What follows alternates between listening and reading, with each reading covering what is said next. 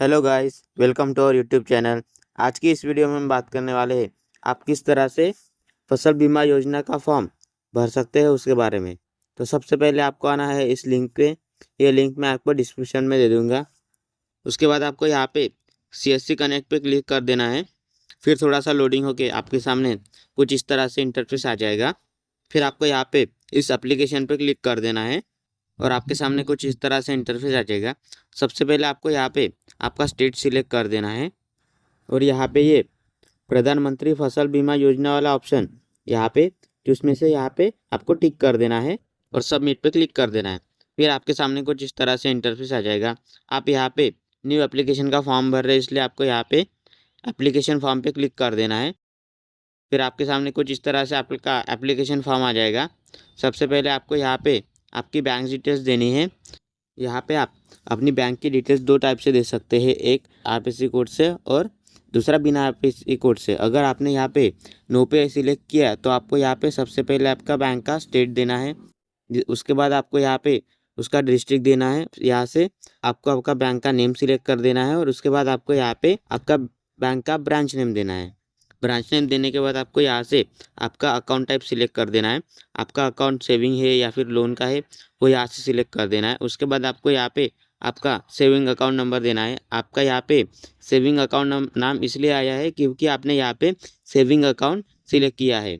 उसके बाद आपको यहाँ पे वही आपका सेविंग अकाउंट कंफर्म कर देना है, मतलब यहाँ पे फिर से आपका अकाउंट नंबर देना है। अगर आप यहाँ पे इतनी सब इन्फॉर्मेशन नहीं देना चाहते तो आपको यहाँ पे बस IFSC कोड पे यस पे क्लिक कर देना है। उसके बाद आपको यहाँ पे IFSC में आपका IFSC कोड डाल के वेरीफाई कर देना है। फिर ऑटोमेटिकली आपकी सारी इन्फॉर्मेशन यहाँ पे आ जाएगी, जैसे कि state name, district name, bank name और ब्रांच नेम भी यहाँ पे आ जाएगा।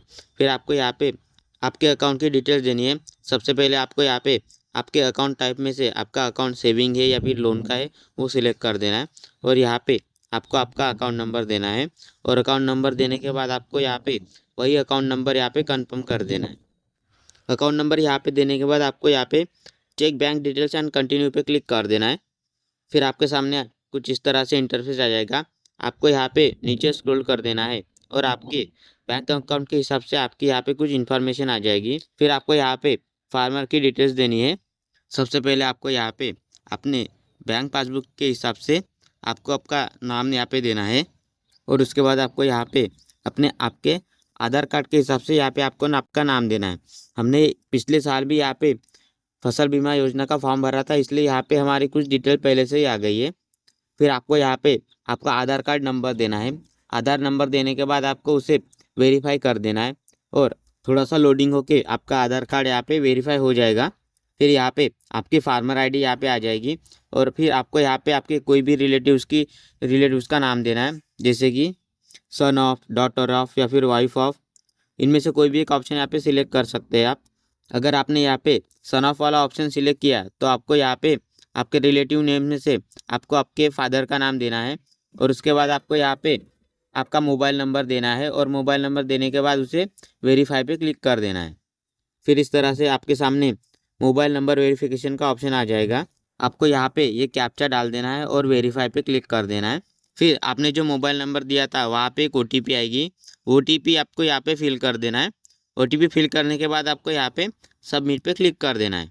फिर इस तरह से आपके मोबाइल नंबर के सामने राइट का ऑप्शन यहाँ पे आ जाएगा। उसके बाद आपको यहाँ पे आपकी एज देनी है और यहाँ से आपको आपका जेंडर सिलेक्ट कर देना है। जेंडर सिलेक्ट करने के बाद आपको यहाँ पे आपकी कैटेगरी सिलेक्ट कर देनी है और उसके बाद आपको यहाँ पे आपकी फार्मर कैटेगरी सिलेक्ट कर देनी है। फार्मर कैटेगरी में यहाँ पे आपको 3 ऑप्शंस मिलेंगे। एक ओनर, मतलब आपकी खुद की खेती है क्या वो, और दूसरा है यहाँ पे टेनांट, मतलब कि आपने किसी से भाड़े पे मतलब किराए पे खेती ली है उनका, और तीसरा है यहाँ पे आपका शेयर क्रॉपर। आप इनमें से आपके हिसाब से आपकी जिस तरह की खेती होगी वो ऑप्शन यहाँ से आपको सिलेक्ट कर देना है।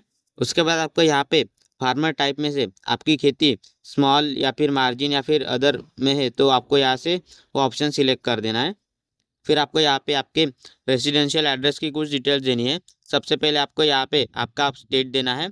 उसके बाद आपको यहाँ पे आपका डिस्ट्रिक्ट देना है और उसके बाद आपको यहाँ पे आपका सब डिस्ट्रिक्ट देनी है और उसके बाद आपको यहाँ पे आपका रेसिडेंशियल विलेज या फिर टाउन जो है वो यहाँ से आपको सिलेक्ट कर देना है। और नीचे में अगर आप आपका पूरा एड्रेस देना चाहते हैं तो आपको यहाँ पे वो एड्रेस दे सकते हैं। और उसके बाद आपको यहाँ पे आपका पिन कोड देना है। पिन कोड देने के बाद आपको नीचे में आपके नॉमिनी की डिटेल्स देनी है। सबसे पहले आपको यहाँ पे नॉमिनी का नेम देना है, उसके बाद नॉमिनी की एज देनी है और यहाँ से नॉमिनी का रिलेशन मतलब आपका और नॉमिनी का क्या रिलेशन है वो सिलेक्ट कर देना है। उसके बाद आपको यहाँ पे उनका एड्रेस देना है। अगर आप नॉमिनी की डिटेल्स नहीं देना चाहते तो आपको यहाँ पे डिक्लेयर नॉमिनी लेटर पे क्लिक कर देना है। उसके बाद आपको यहाँ पे सेव एंड कंटिन्यू पे क्लिक करके नेक्स्ट पेज पर आ जाना है। नेक्स्ट पेज पर आने के बाद आपके सामने कुछ इस तरह से इंटरफेस आ जाएगा। सबसे पहले आपको यहाँ पे आपकी क्रॉप की मतलब कि अपनी खेती में क्या लगाया है उसकी डिटेल्स देनी है। सबसे पहले आपको यहाँ पे आपका स्टेट देना है। उसके बाद आपको यहाँ पे आपका डिस्ट्रिक्ट सिलेक्ट कर देना है। डिस्ट्रिक्ट सिलेक्ट करने के बाद आपको यहाँ से आपका तालुका सिलेक्ट कर देना है। उसके बाद आपको यहाँ पे आपका रेवेन्यू सर्कल जो है वो सिलेक्ट कर देना है और यहाँ से आपको आपका ग्राम पंचायत सिलेक्ट कर देना है। उसके बाद आपको यहाँ पे आपकी खेती कहाँ पे है उसका विलेज मतलब उसके गांव का नाम देना है। यहाँ पे आपको आपके विलेज की इन्फॉर्मेशन देनी है। यहाँ पे आपको आपका एड्रेस नहीं देना है, ये बात आपको यहाँ पे ध्यान रख देनी है। फिर आपको यहाँ पे थोड़ा सा नीचे स्क्रॉल कर देना है और उसके बाद आपको यहाँ पे आपने जो पीक लगाया है मतलब आपकी खेती में जो पीक लगाया है उसकी इन्फॉर्मेशन देनी है।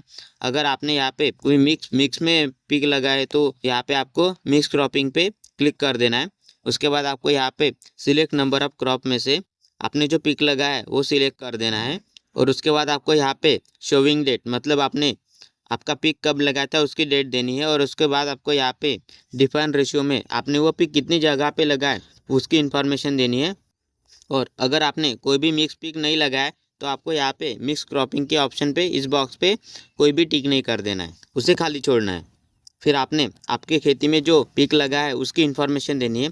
सबसे पहले आपको यहाँ पे क्रॉप में से आपने जो पिक लगाया है वो सिलेक्ट करना है, जैसे कि पड्डा धान या फिर सोयाबीन भात आपको आपके हिसाब से यहाँ से वो सिलेक्ट कर देना है। और उसके बाद आपको यहाँ पे उसकी शोविंग डेट मतलब कि आपने वो कब लगाया था उसकी डेट देनी है।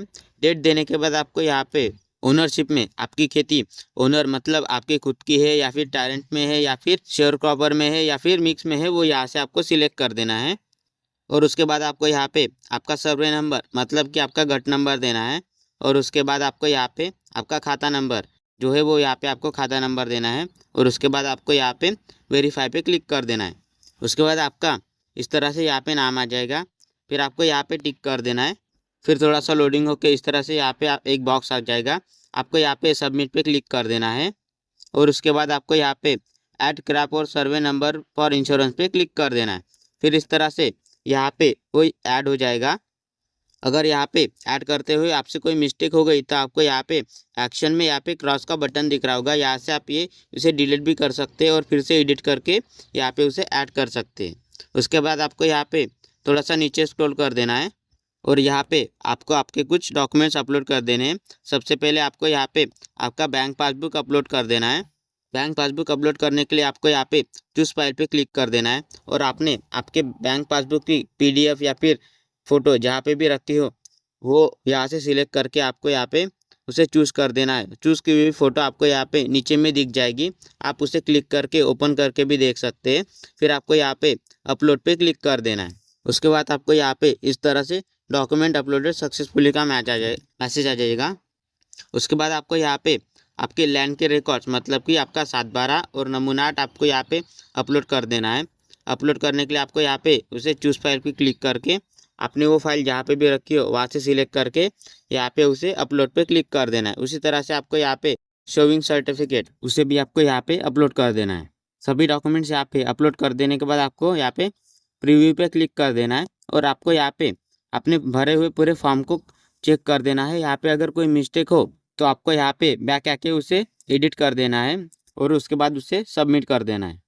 सबमिट करने के बाद आपके सामने इस तरह से पेमेंट के ऑप्शंस आ जाएंगे। अगर आप यहाँ पे बाद में पेमेंट करना चाहते हैं तो आपको यहाँ पे लेटर पे क्लिक कर देना है। और अगर आप यहाँ पे अभी पेमेंट करना चाहते हैं तो आपको यहाँ पे मेक पेमेंट पे क्लिक कर देना है। मेक पेमेंट क्लिक करने के बाद यहाँ पे थोड़ा सा लोडिंग होकर आपके सामने कुछ इस तरह से इंटरफेस आ जाएगा।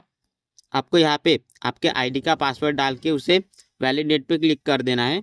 फिर आपके सामने कुछ इस तरह से इंटरफेस आ जाएगा। फिर आपको यहाँ पे आपके वॉलेट का पिन डाल के उसे पे पर क्लिक कर देना है। फिर यहाँ पे थोड़ा सा लोडिंग होके आपके सामने इस तरह से सक्सेसफुली पेमेंट होकर यहाँ पे आपको प्रिंट का ऑप्शन आ जाएगा। आपको यहाँ पे उसे प्रिंट पर क्लिक करके उसकी प्रिंट आपको निकाल लेनी है, या फिर आप अपने मोबाइल में या लैपटॉप में उसे सेव कर कर रखना चाहे तो उसे सेव कर कर भी रख सकते हैं। तो गाइस, इस तरह से आप अपने फसल बीमा योजना का फॉर्म यहाँ पे भर सकते हैं। आई होप आपको ये वीडियो अच्छा लगा हो तो वीडियो को लाइक और चैनल को सब्सक्राइब कर दीजिए।